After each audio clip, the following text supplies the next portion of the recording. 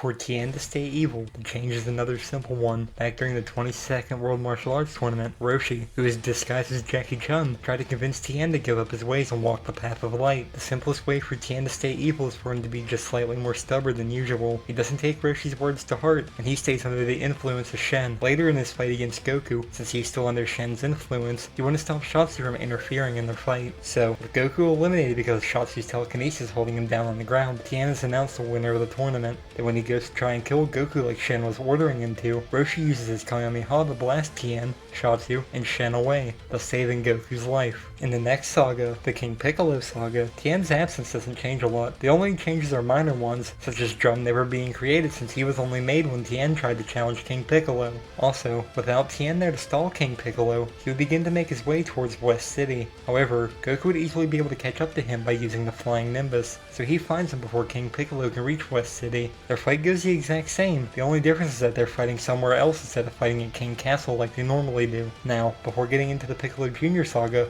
I'm going to briefly describe what Tien and Shotsu got up to between the 22nd and 23rd World Martial Arts tournaments. Of course, they would still be part of the Crane School, so they would still be learning under mercenary Tao and Master Shen. Speaking of Tao, normally Shen used the money Tao made from being an assassin to get him rebuilt as a cyborg. This time, with him having the money from Tien winning the tournament, Tao could be repaired in a better or stronger state than usual. Regardless, after he is repaired, Tien might begin to train with Tao more than he does with Shen. After all, in the manga, Tien did originally mention that his goal was to become the world's greatest assassin like Tao is, so his training would focus more on him learning assassination techniques, and he would likely begin to take assassination contracts to make money for the Crane School. Shotsu might also go through similar training with Tao like Tien does, as he typically ended up following in Tien's footsteps. When the 22nd World Martial Arts Tournament eventually arrives, Tao likely doesn't join this time since he originally only joined to get revenge on Tien and Shotsu, which, with Tao not being part of the tournament, that means Shotsu passes through the preliminaries. Though, since I'm keeping the bracket from the original tournament and just switching out Tao for Shotsu, he would be going against Tien in the first match of the tournament. Their match would obviously be a friendly one, since the two are still close regardless of if they're evil or good. Eventually, Tien would knock Shotsu out of the ring, thus becoming the winner of the first match. In the second round, Tien would still be Goku's opponent as per usual, though their match is in a friendly rematch of the last tournament's final round this time. Tien would likely try to use his newly learned assassination techniques against Goku, not caring if he wins the tournament again or not. Goku would likely be more serious from the start, however, so he might ditch his weighted clothing early on. Regardless, because of the training he did with Kami, he would be able to dodge Tien's attacks with ease, so Tien would eventually be knocked out of the ring by Goku. This humiliating defeat from Goku would easily push him further onto the path of evil, so he would have no chance of being on the heroes' side after this. Regardless, the rest of the Piccolo Jr. saga goes the same, since Tien and Shotsu would likely leave after their humiliating defeat. After all, they couldn't do anything against Goku even if they did try to stay. Once they returned to the Crane School, they would likely resume their training and job as assassins. With Tien's potential and with Tao aging, even though he's a cyborg, it wouldn't take long for Tien to be able to become the best assassin in the world like he wanted to. In the Raditz saga, nothing would change during it, since Tien and Shotsu weren't part of this saga, though there are some minor changes in the Saiyan saga caused by their absence. Since Tien and Shotsu obviously wouldn't be helping the heroes, having less people to train with in preparation for the Saiyans could make Krillin, Yamcha, and Yajirobe slightly weaker than usual. Then when it comes to fighting the Cybermen, without Tien there to kill the first one, it eventually comes down to Krillin hitting and killing it with his Scatter Kamehameha. Without Tien and Shotsu there to help stall Nappa, Vegeta might propose that they wait for Goku to arrive earlier than usual.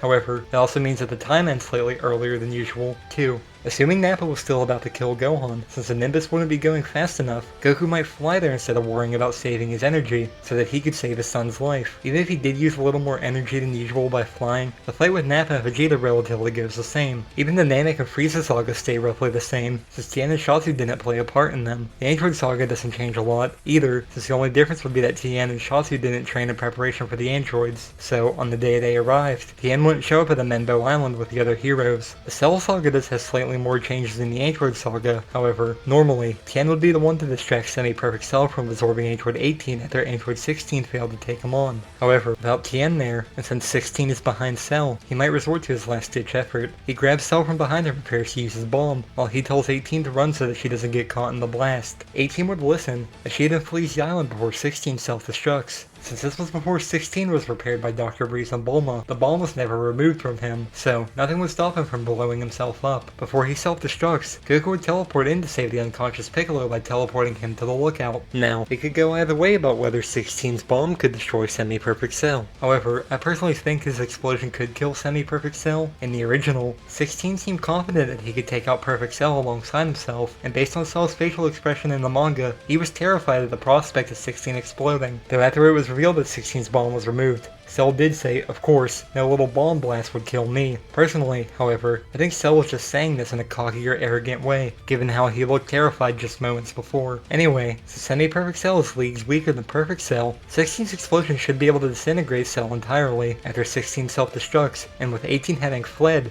there could be a similar scene like in the Buu Saga after Majin Vegeta self-destructed. Like how the heroes turned back to see the explosion, it would be 18 turning back to see the massive explosion caused by 16. After this, the rest of the Cell Saga honestly goes mostly the same, minus some major things like Goku's death. The wish to revive everyone killed by Cell is still made, and Krillin still wishes for the bombs inside 17 and 18 to be removed. While 18 wouldn't be on the lookout to see Krillin wish for this, she would likely realize it eventually and find him to thank him, so their relationship probably still happens. Even if Cell is dead, I could still see Vegeta having Trunks go into the time chamber with him for a second day before he returns to the future. Goku and Gohan would still use the time chamber together as well. However, when Goku learns about the Super Saiyan 2 power in the time chamber, this might have a slight change. Since Cell is dead, he obviously can't draw this form out of Gohan, so Goku and Gohan might go into the time chamber for a second day. While in there, Goku would likely be able to get Gohan to unlock this form, since they've briefly seen it during their first day in the time chamber. Then as for the rest of the saga, it goes the same except for one thing. Without the Cell games happening, Hercule will never become the savior of the world, though he still is the World Martial Arts Tournament champion, so nothing about Tien's absence would change that. Speaking of Tien, he and Shotzi would have remained with the Crane School and Shen and Tao up until this point. Now, we don't know exactly when Tao and Shen died, but it was mentioned in the guidebook Dragon Ball Forever that they died in an incident that got mixed up in sometime after the 23rd World Martial Arts Tournament. However, if we take information seen in the game Dragon Ball Z Kakarot, they are last seen alive in the 10 days wait leading up to the Cell games. So, I personally believe that they died sometime after the Cell games and before the Buu Saga, regardless of when they die. The point is that I could see them taking over the Crane School after they die, with Tien becoming the new Crane Hermit. Also, Tien likely continues to be the world's best assassin as well, especially after Tao is gone. Speaking of the Buu Saga, there would be some major changes in it, though some things stay the same, too, such as Gohan training Videl. Major difference would be that since Goku never died, Vegeta would never let Babidi control him. Without Babidi being able to control him, they don't get enough power to awaken Majin Buu. Another major difference is that since Goku is still alive, he likely didn't let Gohan fall behind on his training as much. I only said as much, since Goku still respected Chi-Chi and knew Gohan wanted to be a scholar, so he would have let him study. Anyway, Gohan would be able to kill the Boro when they fight. Once Babidi is killed by the heroes as well, Shin would take the sealed ball containing Buu, since unbeknownst to the heroes, he planned to ask Beerus to destroy it once he wakes up. While if Shin didn't get to train Gohan to help defeat Buu, he might still offer to train him as thanks for defeating Babidi. So, Gohan breaking the Z-Sword and achieving the ultimate form from the Elder Kai likely still happens. The only other major change in the Buu Saga is that since Hercule wasn't the savior of the Earth, he wouldn't have enough money to bribe 18 in the tournament. So, 18 would become the next World Martial Arts Tournament champion. After this, in Dragon Ball Super, not much really changes in the early sagas, since Tien didn't have a role in that series until the Tournament of Power. Since he isn't an option to be a fighter in the tournament, this could finally be Yamcha's time to shine. He would be the best option the heroes had to choose, since he was the only other major Z fighter not present in the tournament, besides the kids like Goten and Trunks. Though, he would likely just take the spot of Tien and end up fighting the same people he did. The next change would be in the Moro saga, with the galactic prisoners being free. Yamcha might have more of a role in this saga, too. With Tien and Shasu not being there, Yamcha could be the one to take down the prisoners Tien normally did. Also, without Buu having been awoken, he wouldn't play a role in this saga either. By extension, the Grand Supreme Kai and Oob isn't around, so when Goku goes to fight Moro, he would just defeat him on his own by taking Beerus and Whis' advice to kill them when he had the chance. Also, without Oob being present, Goku likely begins to train Pan in this timeline. He might even begin to train her earlier than usual, since he wouldn't have been waiting for the reincarnation of Buu to appear in this timeline. By extension, Vegeta might begin to train Bolo so that she can keep up with Pan. Anyway, the final change would be the end of Z Saga, since the 28th World Martial Arts Tournament might not end early. Goku wouldn't have a reason to leave early and train Pan like he normally did with Oob. I'm not going to go into detail about the tournament in this video, so that it doesn't end up longer than it needs to be. I'm also not discussing it since I've discussed how I think this tournament would go if Oob wasn't there in previous videos, like my one-shot about Pan being the reincarnation of Buu, so you can check that out to see my thoughts on this tournament. I'll leave a link to that video in the description of this one. The only difference between this video and that video is that Hercule wouldn't be in the tournament, it would be 18 instead, since she is the World Martial Arts Champion in this timeline. The final match would be between Goku and 18, but Goku still throws a match so that 18 can keep her title as champion. After the tournament ends, Goku and Pan go back home together so that he can continue to train her.